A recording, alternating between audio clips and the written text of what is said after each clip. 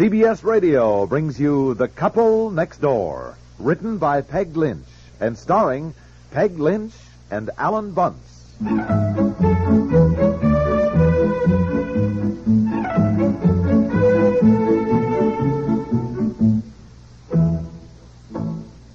Well, I fed Bobby and put him to bed. We'll have our dinner ourselves in about 10 minutes. All right, honey. Betsy, you better pick up that mess of paper clippings and get your hands washed. What are you cutting out, anyway? Pictures of different kinds of foods. I have to take them to school tomorrow. Things that make us healthy, like orange juice and vegetables and all that. Well, don't just cut things out of my magazines, helter-skelter. Wait until I can see if you're cutting out anything that has any of my continued stories on the back, young lady. Don't do any more now until after dinner, then I'll help you, dear. All right, Mommy. I have to make kind of a booklet and then paste them in, too. Yeah, sure, fine, all right. Would you take a look at the back of my neck? Why? What's the matter? I don't know. It's kind of sore. I've been scratching it all day. That's probably why it's sore. Bend your head down. Yeah. You see anything? Does it look red? Yes, right by your collar line. Isn't this a new shirt? Yeah, huh? Well, the collar probably is stiff and it's been rubbing, chafed your neck. Your skin may be dry, too. You know, you always take a shower in the morning, dear, and then you go right out in the cold. It'd be better if you took your showers at night, dear, in the wintertime. But I like a morning shower. Well, I know. Wakes me up. Go upstairs and take off this shirt and put on one of your sports shirts with a soft, open collar. Before you put it on, dear, look in the medicine cabinet. On the bottom shelf, there's a tube of cold cream. I forget what it's called, Skin Soft or something like that, but it's for chapped skin. So rub some of that on the back of your neck. Not too much, you know. Yeah, okay. Maybe I better. My neck looked pretty bad. Oh, not bad at all. Just looks a little tender, that's all. You go put on some of that cold cream and then come on down. Dinner will be ready.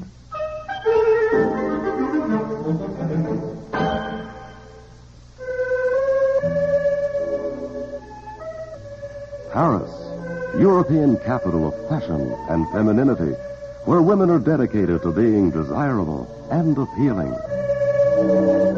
Paris, where the preferred deodorant among knowing women is new Eau de Rono.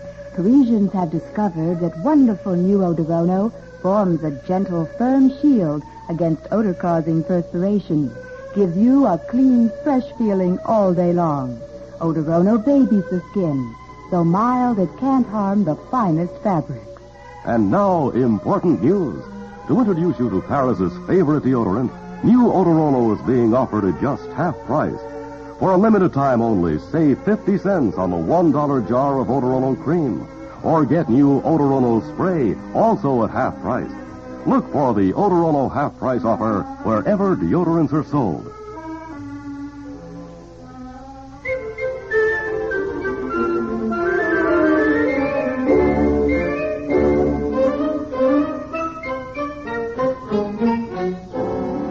Betsy, didn't you go upstairs and tell Daddy dinner was ready? Yes. Well, what is he doing? Shouldn't take him this long to put some cold cream on the back of his neck and change his shirt. He had your hand mirror, and he was standing in the bathroom looking at the back of his head. And he was talking to himself. Talking to himself? What do you mean? I don't know. He was saying, I can't believe it. Can't believe it. Can't believe what? I don't know.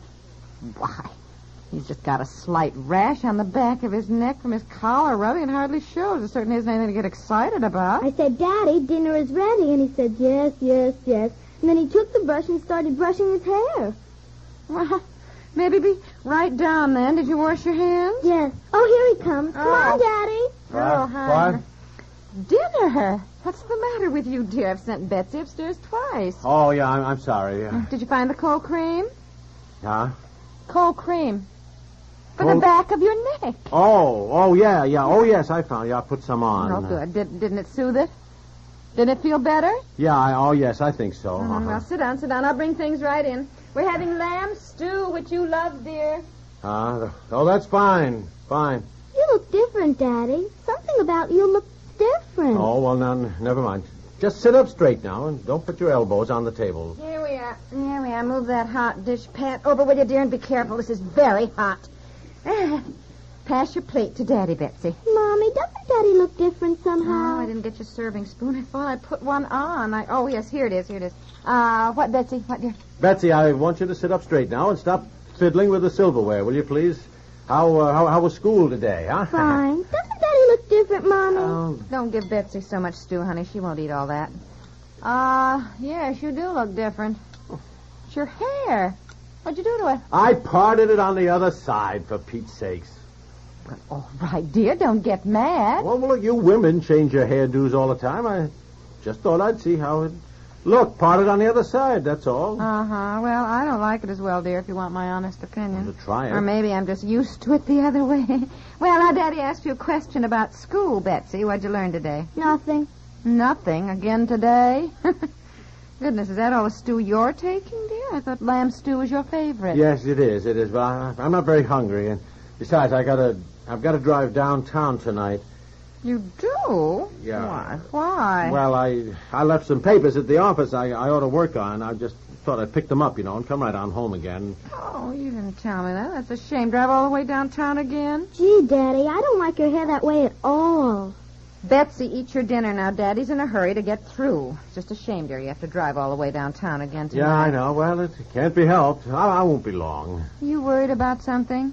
I mean, you act as though you had something on your mind. I mean, No. Just as you said, I hate to drive back downtown again, tonight. Well, we'll hurry and get through dinner, dear, so you can get that.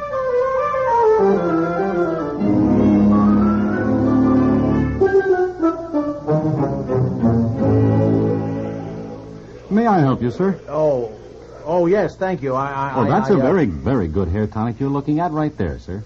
Oh, no, thanks. I wasn't looking for a hair tonic. I wanted a toothbrush. Oh, yes, sir.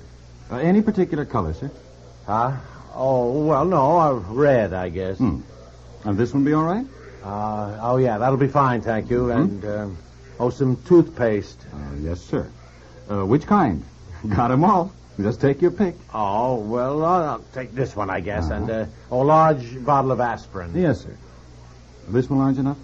We have the giant size. No, that'll be fine, thanks. And, I guess that's all. Okay. You're new in the neighborhood, aren't you, sir? What? No. I live out near Rainbow Lake section. Oh, well, you didn't need to come all the way over to this part of town, sir. We've got another store in the shopping center near you. It stays open till 9, too. Oh, I know. Yes, I generally do go there. Tonight, I just happened to... Well, if they know you over there, sir, all you had to do was call up an order. We deliver in the evenings, too. Even toothpaste. If you want to give me your name, I can open a charge account for you and transfer it to the other store, and then you see in the future... No, thank you. I can do that myself next time I'm in there. Now, how much do I owe you? Well, let me figure it up. Oh, in the meantime, look around. See if there's anything else you need. Oh, well, thank you. I don't think there's anything. I just happened to be passing and suddenly remembered I needed a new toothbrush. Yeah. Well, now, let's see. 6 and 9. And we have the You said this was a good hair tonic. You know what? Oh, yes, sir. However, I do have something that some of my customers think is even better. Oh, better? Well, what do you mean? Well, it's a little more expensive because it comes in a set. And while you may not have any real problem yet, I always say an ounce of prevention is worth a pound of cure. Yes, I mean, once your hair is gone, there's no putting it back, is there? No, I guess not. As you say, I don't have any real problem yet, but maybe I should be thinking about it. Of course. Well, there's no sense worrying about it.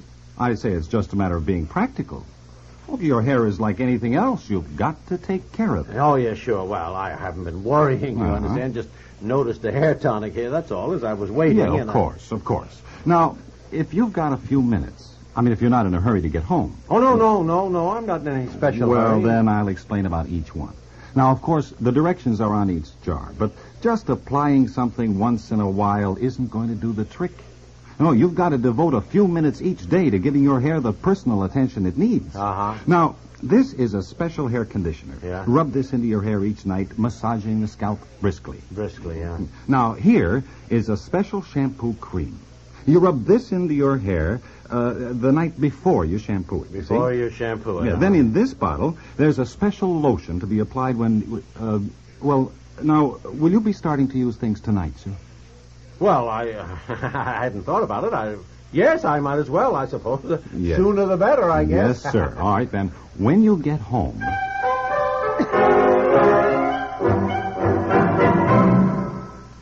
We'll return to the couple next door in just a moment. Confidentially, before I got the happy habit, I never could have talked to strangers this way. Mumbled, maybe. But talked? Oh, never. And my happy habit is catching. One listen does it. Arthur Godfrey, Art Linkletter's House Party, Gary Moore, and the new Bing Crosby, Rosemary Clooney show. CBS Radio has them all. It's live showbiz sound. Every Funday, Tuesday, Wednesday, Thursday, Friday. Catch?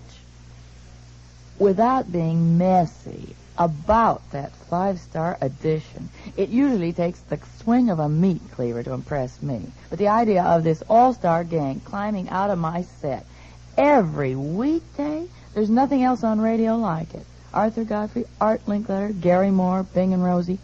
2 hours of show with a capital biz. Homemakers, we've got to hand it to CBS Radio. After all, they hand them to us every weekday.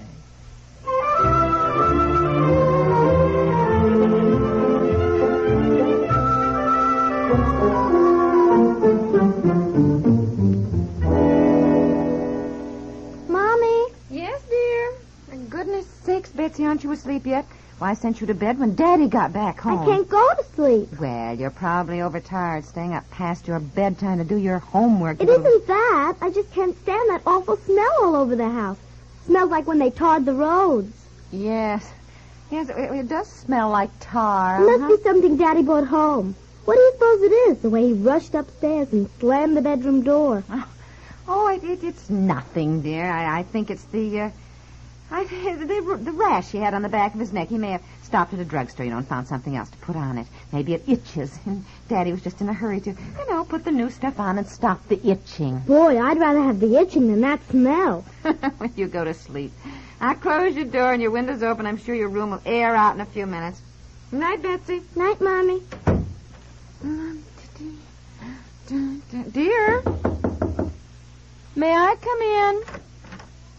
Well, you're going to spend the evening up here in the bedroom, huh? Oh, no.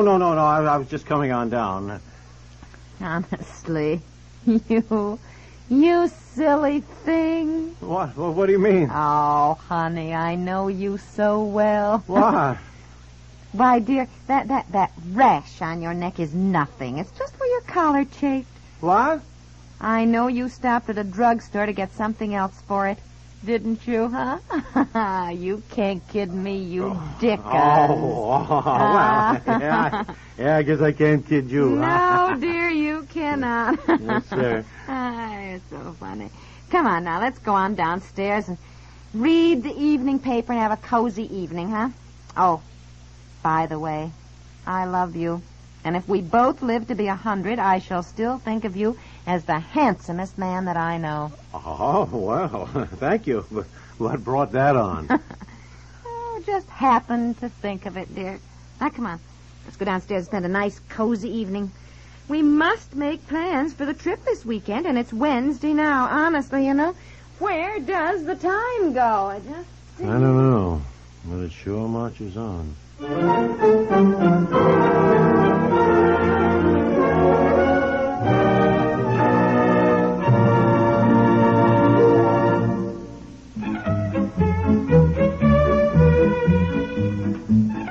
The Couple Next Door stars Peg Lynch and Ethel Bunce with Francie Myers and Ed Bryce, and is produced by Walter Hart and directed by Dick Stenta.